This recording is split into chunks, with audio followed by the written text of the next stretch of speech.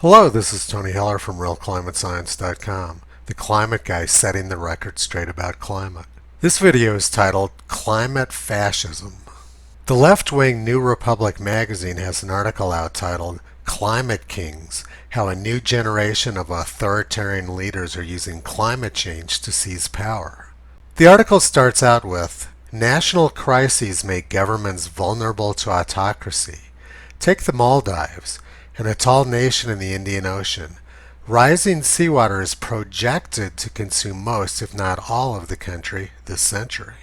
The basis of the article is that climate change is leading to fascism, when in fact it's the projection that's leading to fascism. And who's making the projection that the Maldives are going to drown? It's the leftists who are doing it. The way it works is leftists make a projection of climate change, fascists use it as an excuse to seize power, and then the leftists blame the problem which they caused on imaginary climate change. 30 years ago they projected that the Maldives would be completely gone within 30 years. That's now. Canberra Times, September 26, 1988. Threat to islands, Maldives. Sea levels threatening to completely cover this Indian Ocean nation of 1,196 small islands within the next 30 years, according to authorities. Well, all 1,196 islands were supposed to be gone by now, but none of them have actually disappeared, so they're batting 0 out of 1,196, which I guess is close enough for government work. This forecast is quite the opposite of reality. In the real world, people are pouring tens of billions of dollars into the Maldives as investments. This obviously wouldn't be happening if the islands were drowning. You can spend almost 11 million pounds on a villa in the Maldives right now. This villa doesn't really look like it's drowning. So once again, what enabled this fascism was the projection of climate change. It wasn't actual climate change, which hasn't occurred. None of the Maldives islands are disappearing now, but in 1837 they were. February 1837, account of the Maldives. The natives observed the atolls to be wasting away, and some of the coconut trees are standing in the water. One atoll is entirely gone. Some islands have disappeared entirely. This story of the left enabling fascists seems pretty incredible, but there's really nothing new about it. Fascism was rampant among leftists during the 1930s. In 1933, George Arundel, a bishop of the liberal Catholic Church, as described by Wikipedia, said, "We have Mussolini, we have Hitler, we have Roosevelt as outstanding men."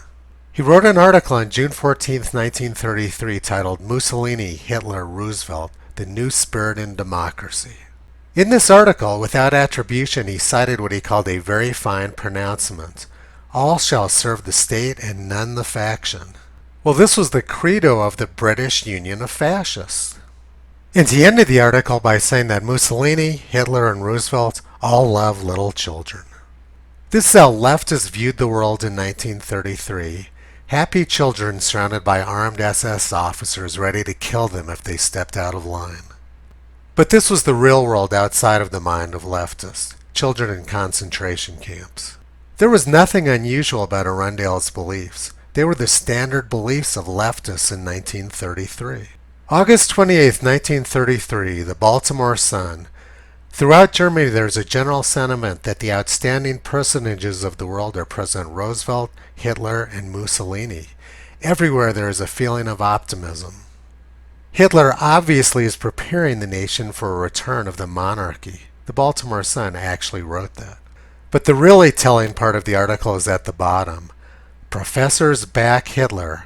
I found the intellectuals, the professors in the colleges and universities supporting Hitler. In 1931, 100 of Germany's top academics wrote an article, 100 Authors Against Einstein, based on the fact that he was Jewish. On December 31, 1933, the left-wing Lincoln, Nebraska Journal described Roosevelt, Hitler, and Mussolini as great men. And leftists were doing the same thing all around the world. In Bulgaria, they were modeling their policies after Roosevelt, Hitler, Stalin, and Mussolini. On October 11, 1933, the Medford, Oregon Mail Tribune described Roosevelt, Hitler, and Mussolini as men of action, of energy, doers!